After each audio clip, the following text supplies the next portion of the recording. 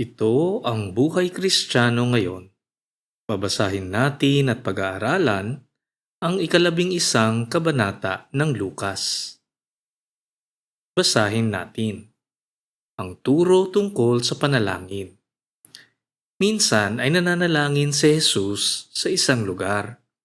Pagkatapos niyang manalangin, sinabi sa kanya ng isa sa mga tagasunod niya, "Panginoon, turuan po ninyo kaming manalangin, katulad ng ginawa ni Juan sa mga tagasunod niya."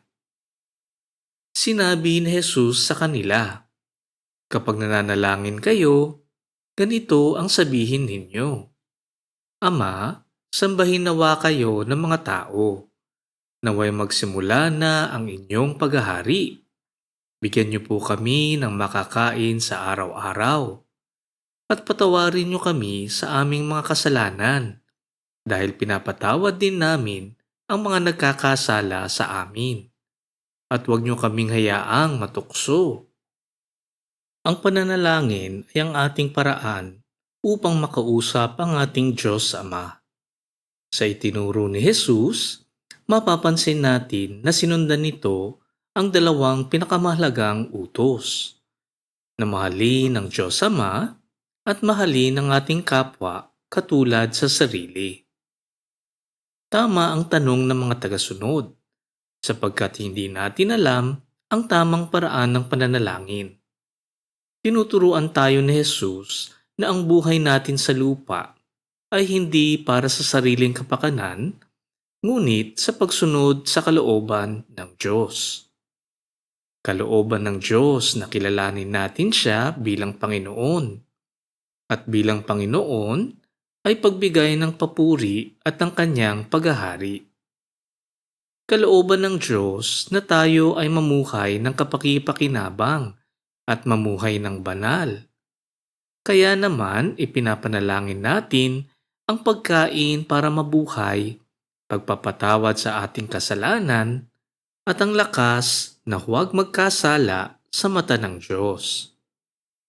Napakahalaga, kapatid, na ang ating ipinapanalangin ay ayon sa kalooban ng Diyos. Sa nakaraan, ang karamihan sa aking pinapanalangin ay mga pansariling bagay lamang. Magandang trabaho, magandang kalusugan, maayos at masaganang pamumuhay. Kaya naman natatanong ko ang aking sarili kung ito nga ba ay ayon sa kalooban ng Diyos. Mali ang aking pagtingin na ang Diyos ay tagabigay lamang ng aking mga kagustuhan. Hindi ko nakikita na ako na kanyang nilikha para sa kanyang mga kaparaanan at dapat lamang na sumunod at manilbihan sa kanya. Sa ating buhay Kristiyano ngayon, ang kalooban ng Diyos ang siyang pangunahing layunin ng bawat tao sa mundo. Ito ang ipinakita ni Jesus sa kanyang buhay. Lahat ng kanyang ginawa, pagtuturo, pagpapagaling, pagpapaliwanag, pagdurusa, paghihirap at kamatayan, ay ayon sa kalooban ng Diyos. Ito dapat ang batayan ng ating pananalangin sa Diyos Ama. Kilatisin natin kung ano ang nilalaman ng ating puso, sapagkat kung ano ang laman ng puso ay siyang laman ng ating pananalangin. Tandaan natin, kapatid, na ang ating buhay at pananalangin ay dapat lamang na maging ayon sa kalooban ng Diyos. Basahin natin. Pagkatapos, sinabi niya sa kanila, "Halimbawa, pumunta kayo sa kaibigan ninyo isang hating gabi at sinabi sa kanya, 'Kaibigan, pahiram naman dyan ng 3 tinapay. Dahil dumating ang isang kaibigan ko na galing sa paglalakbay at wala akong maihain sa kanya.' Sasagot ng kaibigan mo mula sa loob ng bahay, 'Wag mo na akong istorbohin. Sarado na ang pinto at nakahiga na kami ng mga anak ko.' Hindi na ako makakabangon pa para bigyan ka ng kailangan mo. Ang totoo, kahit ayaw niyang bumangon at magbigay sa inyo sa kabila ng inyong pagkakaibigan, babangon din siya at magbibigay ng kailangan ninyo dahil sa inyong pagpupumilit. Mahalagang makita natin na ang tulong na hinihingi ng lalaki sa kaibigan ay hindi para sa sarili, kundi sa pagtulong niya sa kanyang kapwa. Nasa tradisyon kasi ng mga Hudyo na tanggapin ang kaibigan lalo na ito ay galing sa paglalakbay at naaayon sa kalooban ng Diyos.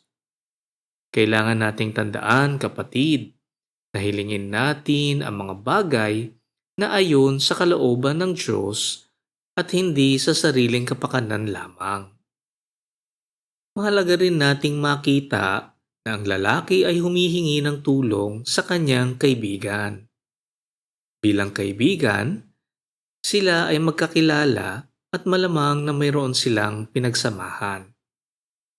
Mahirap kasing humingi ng tulong sa mga di natin kakilala, hindi ba? Ganito ang tinuturo sa atin ukol sa pananalangin.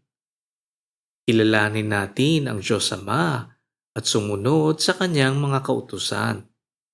Alamin natin na ang ating mga hinihiling ay ayon sa kanyang kalooban.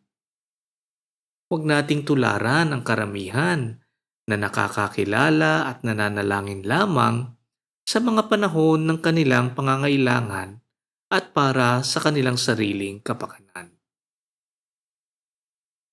Sa ating buhay Kristiyano ngayon, magtiwala tayo na kung ang ating pananalangin ay ayon sa kanyang kalooban, ito ay tutugunan ng Diyos Ama.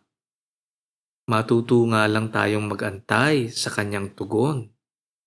Siya ang nagtatakda ng tamang panahon at ng tamang paraan. Huwag nating kalimutan na lahat ng matatanggap natin ay isang biyaya. Biyayang di naman karapat-dapat ibigay, ngunit ibinibigay pa rin sa atin ng ating Diyos Ama. Basahin natin. Kaya sinasabi ko sa inyo, humingi kayo sa Diyos at bibigyan niya kayo. Hanapin ninyo sa Kanya ang inyong hinahanap at makikita ninyo. Kumatok kayo sa Kanya at pagbubuksan kayo. Sapagkat ang lahat ng humihingi ay nakakatanggap. Ang naghahanap ay nakakakita. At ang kumakatok ay pinagbubuksan. Kayong mga magulang, kung ang anak nyo ay humihingi ng isda, ahas ba ang ibibigay ninyo? At kung humihingi siya ng itlog, alakdan ba ang ibibigay ninyo?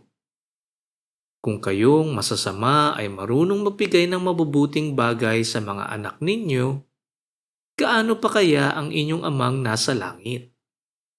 Ibibigay niya ang banal na espiritu sa mga humihingi sa kanya. Kapatid, hinihikayat tayo ni Jesus na humingi, hanapin at kumatok sa Diyos Ama at ang mga panalangin natin ay matutugunan. Ngunit kailangan natin ipakita na maayos ang ating pananampalataya sa Diyos Ama. Katulad ng nabasa natin kanina, kilatisin natin kung tayo nga ay maituturing na kaibigan ng Diyos Ama. Kung tayo nga ay maituturing na mga anak ng Diyos. At kung tayo ay totoong sumasampalataya, ang pangako ni Jesus ay pakikinggan tayo ng Diyos Ama. Sa ating buhay, malamang ay nakaranas na tayo ng panahon kung saan hindi ibinigay ng Diyos Ama ang ating panalangin.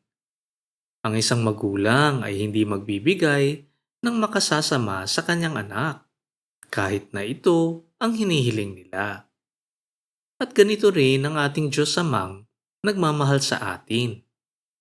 Kahit isipin natin na ang ating hiling ay para sa kabutihan, Ang Diyos Ama lamang ang makakapagsabi kung ito nga ay para sa ating kabutihan. Ang puso natin kasi ay marupok at kung minsan, itinatago natin ang makasariling bagay sa mga mabubuting bagay. Halimbawa na lamang ng mas magandang kabuhayan, hindi para matugunan ang pangangailangan, kundi para makaranas ng karangyaan sa ating kasakiman o di kaya naman ay para tumaas ang pagtingin ng tao sa atin. Kapatid, tandaan lamang natin na hindi natin maitatago ang nilalaman ng ating puso sa mata ng Diyos. Sa ating buhay Kristiyano ngayon, mag-ingat tayo kapatid.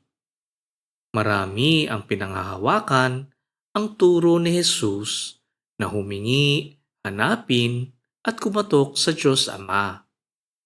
At iniisip nila, lahat ng hingin nila ay ibibigay sa kanila. Hindi ito ang diwa ng turo ni Jesus.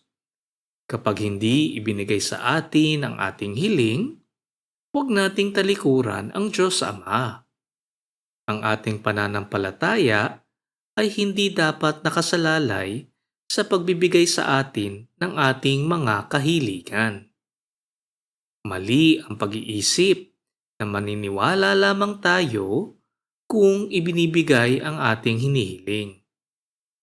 Kung ganoon, ginagamit lamang natin ang Diyos Ama para sa ating sariling kapakanan. Huwag nating pabayaan na tayo ay malinlang. Huwag nating paniwalaan ang ganitong baluktot na pangangatwiran. Tandaan natin, kapatid, na lahat ng ating pangangailangan sa pagsunod sa kalooban ng Diyos ay ating ipanalangin at ito ay matutugunan. Ito ang pangako ni Jesus sa atin. Pag-isipan natin ito, kapatid.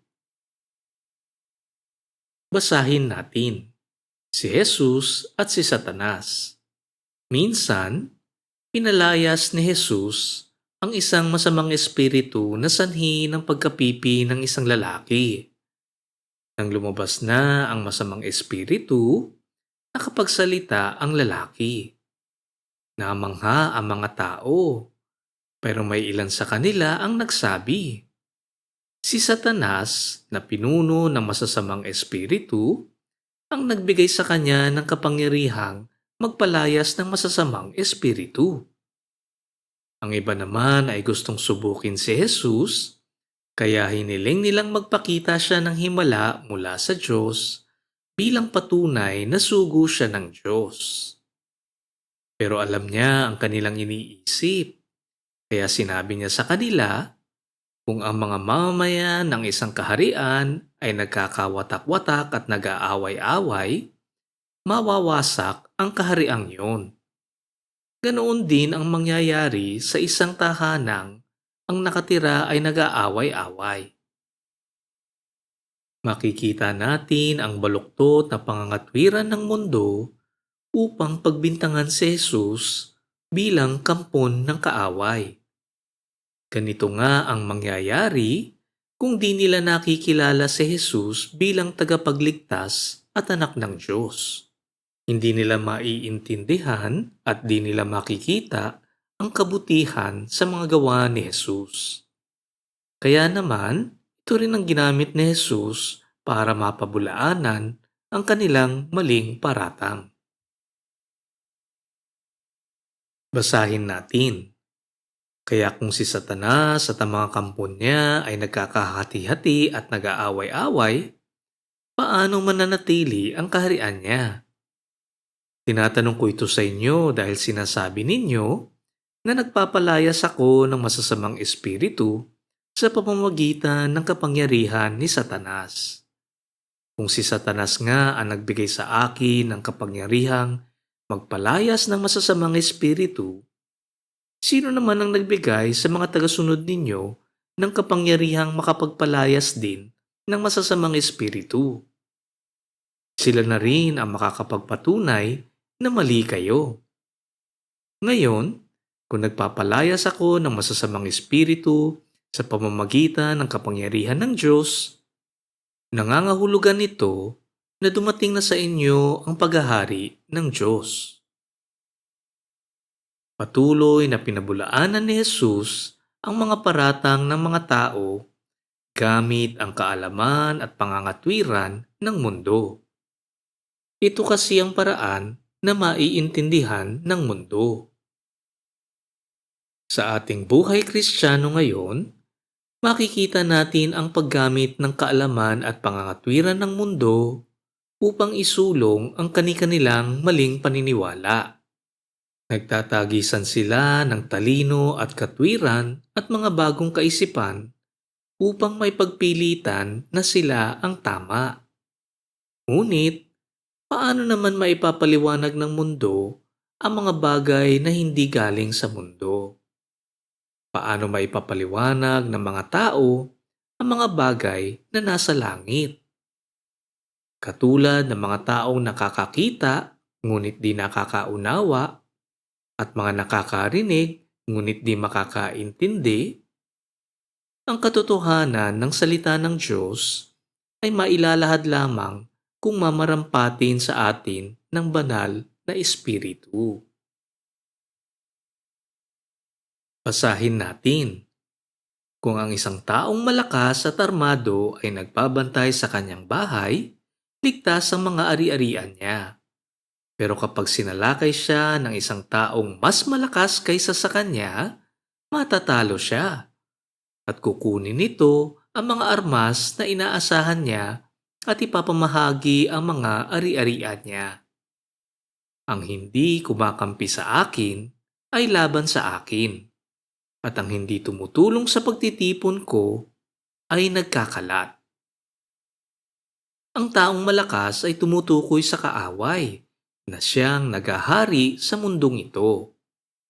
Ngunit, ang taong mas malakas ay tumutukoy naman kay Jesus na tagapagligtas. Sa darating na araw ng paghahatol, si Jesus ang may kapangyarihang parusahan ang kaaway. Siya ay lilipulin, hahahatulan, at matatapon sa lawa ng apoy na hindi namamatay. Kapatid, ang huling tagumpay ay nasa kamay ni Jesus. Nagturo si Jesus sa atin na may dalawang uri ng tao sa mundo, ang mga naniniwala at ang mga hindi naniniwala. Marami sa atin ay patuloy na nag-aalinlangan sa paniniwala at pagsunod kay Jesus. Ang iba naman ay nahihirapan lumapit sa pag-iisip na hindi sila karapat-dapat. Ang iba naman ay patuloy na pinanghahawakan ang kanilang maling pamumuhay. Sadyang malakas ang hatak ng mundo sa kanila at inuuna lamang nila ang pansariling kapakanan. Ang sinabi ni Jesus dito ay isang babala para sa atin. Katulad ng mangyayari sa kaaway, ang paghahatol ay darating din sa ating lahat. Lumapit na tayo kay Jesus na nagbibigay ng kaligtasan. Huwag nating palampasin ang pagkakataong ito. Nawa ay makita natin na si Jesus lamang ang bukod-tanging paraan para sa ating kaligtasan. At kung tatalikuran natin si Jesus, wala nang ibang paraan para makaiwas tayo sa kaparusahang nakalaan para sa atin. Basahin natin ang pagbabalik ng masamang espiritu. Kapag lumabas ang masamang espiritu sa tao, gumagala ito sa mga tuyong lugar para maghanap ng mapapagpapahingahan. At kung wala siyang matagpuan, ay isipin na lang niyang bumalik sa kanyang pinanggalingan. Kung sa pagbabalik niya ay makita niyang malinis at maayos ang lahat, aalis siya at tatawag ng 7 pang espiritu na mas masama pa kaysa sa kanya. Papasok sila sa taong yun at doon maninirahan. Kaya lalo pang sasama ang kalagayan ng taong yun kaysa sa dati. Kapatid, ito ay nangyari sa aking buhay. Naniwala ako kay Jesus, ngunit hindi naging matatag ang aking pananampalataya. Akala ko, manalangin lamang ako ay magiging mabuting Kristiyano na ako. Kaya naman ang katatagan ng aking pagsunod ay naguho sa kalaunan. Ang katiting na kaalaman na pinanghahawakan ko ay nawala pa. Ang mga maling pamumuhay ay binalikan ko katulad ng pagbalik ng aso sa kanyang isinuka. Ganito rin ba ang iyong karanasan, kapatid? Na may mga panahong nakakaiwas tayo sa kasalanan, ngunit bumabalik-balik din tayo paglipas ng panahon. Alam nating ang kaaway ay laging maghahanap ng pagkakataon kung hindi tayo magpapakatatag sa ating pananampalataya. Sa ating buhay Kristiyano ngayon, ang paniniwala kay Jesus ay nangangailangang manatili sa ating puso at isipan. Sa ating nabasa, kapag nalinis na natin ang ating puso sa kasalanan, punan natin ito ng banal na espiritu. Siya ang iniwan ni Jesus sa ating mga tagasunod na dapat maghari sa ating puso at isipan. Siya ang tutulong sa ating pananampalataya para mag-ugat, lumago, magpatibay, magbunga, at mapalaganap sa ating buhay. Sa ganitong paraan, maiiwasan natin ang pagbalik sa mga nakagawiang kasalanan. Lahat naman tayo, kapatid, ay ayaw nang bumalik sa nakaraang buhay. Umasa tayo sa banal na espiritu at manalangin tayong pagtibayin ang ating pananampalataya. Basahin natin ang tunay na mapalad. Nagsasalita pa si Jesus nang biglang sumigaw ang isang babae sa gitna ng karamihan. Mapalad ang babaeng nagsilang at nagpasuso sa inyo. Pero sumagot si Jesus, higit na mapalad ang mga nakikinig at sumusunod sa salita ng Diyos. Tinuturuan tayo ni Jesus ng tamang pagpapahalaga sa mga bagay-bagay. Marami sa atin ang pinanghahawakan ang ating mga ninuno, ang ating mga magulang, ang ating mga kakilala o kaibigan. Ngunit ipinapakita sa atin ni Jesus kung ano ang higit na mahalaga sa mga ito. Na ang mas mahalaga ay kung tayo ay sumusunod sa kalooban ng Diyos. Basahin natin. Humingi ng himala ang mga tao. Nang lalo pang dumarami ang mga tao, sinabi ni Jesus, napakasama ng henerasyong ito. Humihingi sila ng himala pero walang ipapakita sa kanila maliban sa himalang katulad na nangyari kay Jonas. Kung paanong naging palatandaan ni Jonas sa mga taga-Nineve, ganoon din ako na anak ng tao sa henerasyong ito. Sa araw ng paghuhukom, tatayo ang reyna ng timog at ipapamukha sa henerasyong ito ang kanilang kasalanan, sapagkat nanggaling pa siya sa napakalayong lugar upang makinig sa karunungan ni Solomon. At ngayon, narito ang isang nakahihigit pa kay Solomon. Pero ayaw ninyong makinig sa kanya. Maging ang mga taga-Nineve ay tatayo rin at hahatulan ang henerasyong ito. Dahil nagsisi sila nang mangaral sa kanila si Jonas. At ngayon, narito ang isang nakahihigit pa kay Jonas na nangangaral sa inyo pero ayaw ninyong magsisi. Ganito talaga ang mundo ngayon. Ang hindi pinili ng Diyos Ama ay hindi makakakilala kay Jesus bilang tagapagligtas. Sa dinami-dami ng mga himala na ipinakita ni Jesus sa mga panahon na iyon, paanong humihingi pa rin ang mga tao ng himala at patuloy pa rin ang kanilang pagtanggi sa Kanya. Dito natin lubos na maiintindihan ang sinabi ni Jesus nang ipinaliliwanag niya sa atin, tumingin man sila'y hindi makakakita at makinig man sila'y hindi makakaunawa. Basahin natin ang ilaw ng katawan. Walang taong nagsisindi ng ilaw at pagkatapos ay itatago o tatakpan ng takalan.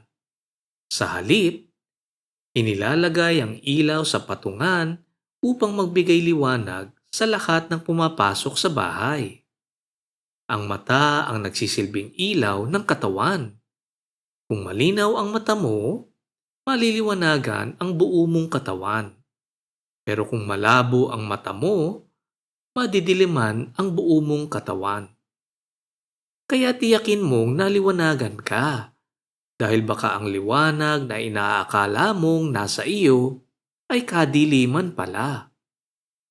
Kung naliwanagan ang buo mong katawan at walang bahaging nadiliman, magiging maliwanag ang lahat na parang may ilaw na lumiliwanag sa iyo.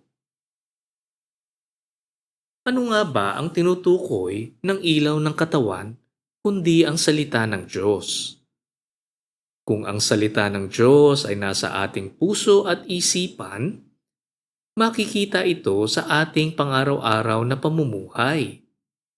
Makikita ito sa ating paghahanap buhay ng may katapatan, kasipagan, husay. Makikita ito sa ating pakikitungo sa kapwa ng may pagmamahal, pangunawa, pagpapatawad. Makikita rin ito sa ating pag-iisip, sa ating paninilbihan, sa ating pananalita, sa ating pamamahagi ng salita ng Diyos. Kapatid, ako man ay sadyang nagkukulang sa mga ito. Mahirap sumunod sa mga utos ni Jesus sa kabuuan ng ating buhay. Ngunit nananalangin akong sa bawat araw na lumilipas, ay unti-unti akong nakakatugon sa mga itinuturo ni Jesus dito, na maliwanagan ang kabuuan ng aking pagkatao at makita sa aking buong pamumuhay. Matatanong ko, kapatid, ano ang ilaw ng iyong katawan? Sa ating buhay Kristiyano ngayon, siguruhin nating tama ang ating paniniwala. Matuto tayong mangilatis sa ating mga pinanghahawakan. Napakaraming babala para sa atin ukol sa mga maling turo at bagong kaisipan na pinapamahagi ng mga lobo. Sa mundo ngayon, napakaraming nagsasabi na sila ang dapat paniwalaan, ngunit malayo naman ang turo nila sa salita ng Diyos. Basahin natin at pag-aralan ang salita ng Diyos. Gamitin natin itong batayan sa ating mga nababasa at naririnig. Huwag nating dali-daling ibigay ang ating tiwala sa mga tagapagturong maganda sa ating pandinig. Para silang mga lobong nang lilinlang lamang ng mga tao. Makinig tayo sa mga tapat na nagtuturo ng salita ng Diyos, na nakakasunod sa mga utos ni Jesus sa kanilang pamumuhay. Umasa tayo sa banal na Espiritu na siyang maggagabay sa atin patungo sa katotohanan. Basahin natin. Tinuligsa ni Jesus ang mga Pariseo at mga tagapagturo ng kautusan. Pagkatapos magsalita ni Jesus, inanyayahan siya ng isang Pariseo na kumain sa kanila. Kaya pumunta si Jesus at kumain. Nagtaka ang Pariseo nang makita niyang hindi muna naghugas ng kamay si Jesus bago kumain ayon sa seremonya ng mga Hudyo. Kaya sinabi sa kanya ni Jesus, Kayong mga Pariseyo, nililinis ninyo ang labas ng tasa at pinggan, pero ang loob ninyo'y punong-puno ng kasakiman at kasamaan. Mga mangmang, hindi ba't ang Diyos na gumawa ng labas, ang siya ring gumawa ng loob? Para maging malinis kayo, kaawaan ninyo ang mga mahihirap at tulungan nyo sila sa kanilang pangangailangan. Nakakaawa kayong mga Pariseyo. Binibigay nga ninyo ang ikapu ng mga pampalasa at mga gulay ninyo, pero kinakaligtaan naman ninyo ang makatarungan na pakikitungo sa kapwa at ang pag-ibig sa Diyos. Magbigay kayo ng mga ikapu ninyo, pero wag naman ninyong kaligtaang gawin ang mas mahalagang bagay. Ang pagtutuligsa ni Jesus sa mga Pariseyo at tagapagturo ng kautusan ay may paparatang din sa atin sa kasalukuyan. Kailangan nating magpakumbaba at aminin kung ganito nga rin ba tayo sa ating buhay ngayon. Tinuturuan tayo ni Jesus na walang saysay ang malinis na panlabas kung hindi malinis ang ating puso. Tinuturuan tayo ni Jesus na walang saysay ang pagsunod sa maliit na utos ng kautusan kung di naman tayo nakakasunod sa mahalagang utos ng kautusan. Aaminin ko kapatid na ako man ay nagkakasalang katulad nito. Kadalasan kasi, pinapahalagahan natin ang nakikita ng ating kapwa at nakakalimutan natin na nakikita ng Diyos Ama ang lahat. Kung tatanungin kita kapatid, may paparatang din ba ang mga ito sa iyo? Ituloy natin ang pagbabasa. Nakakaawa kayong mga Pariseyo. Mahilig kayong umupo sa mga upuang pandangal sa mga sambahan. At gustong-gusto ninyong batiin kayo at igalang sa matataong lugar. Nakakaawa kayo, sapagkat para kayong mga libingang walang palatandaan at nilalakaran lamang ng mga tao nang hindi nila nalalaman. Sinagot si Jesus ng isa sa mga tagapagturo ng kautusan. Guro, pati kami ay iniinsulto mo sa sinabi mong yan. Sumagot si Jesus. Nakakaawa rin kayong mga tagapagturo ng kautusan, sapagkat pinapahirapan ninyo ang mga tao sa inyong mahihirap na kautusan. Pero kayo mismo ay hindi sumusunod sa mga ito. Nakakaawa kayo. Pinapaayos ninyo ang mga libingan ng mga propetang pinatay ng inyong mga ninuno. Kaya kayo na rin ang nagpapatunay na sang-ayon kayo sa ginawa nila. Sapagkat pinatay nila ang mga propeta at kayo naman ang nagpapaayos sa mga libingan nila. Tinuturuan tayo ni Jesus na huwag nating isiping mas mataas tayo sa ibang tao, na huwag nating hanapin ang paghanga at pagsang-ayon ng iba. Ano ang saysay nito sa mata ng Diyos? Sa ating nabasa, hindi itinuring ng tagapagturo na ang pambabatikos ni Jesus ay nagpapatukoy din sa Kanya. At ganito tayo sa mundo ngayon. Iniisip natin na ang pambabatikos ay para sa ibang tao at hindi nagpapatukoy sa atin. Sadyang ganito ang puso ng tao, na mataas ang pagtingin sa sarili at hindi nakikita ang ating pagiging makasalanan. Ang mga salita ni Jesus ay masakit marinig sapagkat ito ang katotohanan. At bilang mga tagasunod niya, kailangan nating tingnan na maigi ang ating sarili. Aaminin ko kapatid na marami sa paratang ni Jesus ay nagpapatukoy din sa akin.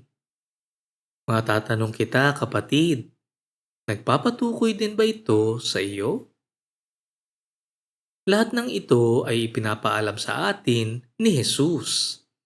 Di lang para sa mga Pariseyo noon, kundi para sa ating mga Pilipino ngayon. Ang kanyang layunin ay ipakita ang katotohanang tayong lahat ay makasalanan at kasama sa kanyang pambabatikos sa atin ay ang pag-asa ng kaligtasan kung tayo ay maniniwala lamang sa kanya. Basahin natin. Kaya ito ang sinabi ng Diyos ayon sa karunungan niya. Magpapadala ako sa kanila ng mga propeta at mga apostol. Papatayin nila ang ilan sa mga ito at uusigin ang iba. Kaya mananagot ang henerasyong ito sa pagkamatay ng mga propeta ng Diyos mula nang likhain ang mundo. Mula kay Abel hanggang kay Zacarias na pinatay sa pagitan ng altar at ng templo. Oo, tinitiyak ko sa inyo na parurusahan ang henerasyong ito dahil sa ginawa nila. Nakakaawa kayong mga tagapagturo ng kautusan, sapagkat kinuha nyo sa mga tao ang susi sa pag-unawa ng katotohanan. Ayaw na nga ninyong sumunod sa katotohanan, hinahadlangan pa ninyo ang mga gustong sumunod. Umalis si Jesus sa bahay na iyon, at mula noon, matindi na ang pambabatikos sa kanya ng mga Pariseyo at tagapagturo ng kautusan. Pinagtatanong siya tungkol sa maraming bagay upang siya ay mahuli nila sa kanyang pananalita. Hindi nagkulang ang Diyos magpadala ng kanyang mga sugo sa mundo. Ngunit hindi sila pinaniwalaan ng mga Pariseyo at tagapagturo ng kautusan. Bagkus sila ay inusig at pinatay. Pero kung iisipin natin, ganito rin naman ang nangyayari sa kasalukuyan. Kadalasan, ang mga sugo ni Jesus ay hindi rin pinapakinggan. Kadalasan sila ay itinatanggi at inuusig ng lipunan. Sa aking karanasan, marami sa atin na ang sarili pang pamilya at mga mahal sa buhay ang siyang mga umuusig sa kanila bilang mga tagasunod ni Jesus. At narito ang pinakamabigat na paratang ni Jesus sa mga Pariseyo at tagapagturo ng kautusan, na kung sino pa ang inatasang magturo sa tao ng kalooban ng Diyos, ay siya pang naglalayo sa tao na makilala ang Diyos. Sila ang mga taong tinutukoy ni Jesus nang sabihin niya, ang hindi kumakampi sa akin ay laban sa akin, at ang hindi tumutulong sa pagtitipon ko ay nagkakalat. Kilatisin nating mabuti ang ating buhay Kristiyano ngayon. Maging tapat tayo sa ating sarili at aminin ang ating mga pagkukulang. Huwag nating husgahan ang mga Pariseyo at tagapagturo ng kautusan, bagkus ay tingnan natin ang ating sarili at nang makaiwas tayo sa ganitong pagkukunwari. Manalangin tayo. Diyos Ama, buksan ninyo ang aming puso at isipan at tulungan niyo kaming maintindihan at isabuhay ang aming napag-aralan ngayon. Nananalangin kami sa ngalan ni Jesus. Amen. Dito nagtatapos ang ating pag-aaral sa 11 kabanata ng Lukas. Ugaliin natin ang pagbabasa ng salita ng Diyos. Nandito ang mga salitang nagbibigay ng buhay na walang hanggan. Ito ang buhay Kristiyano ngayon.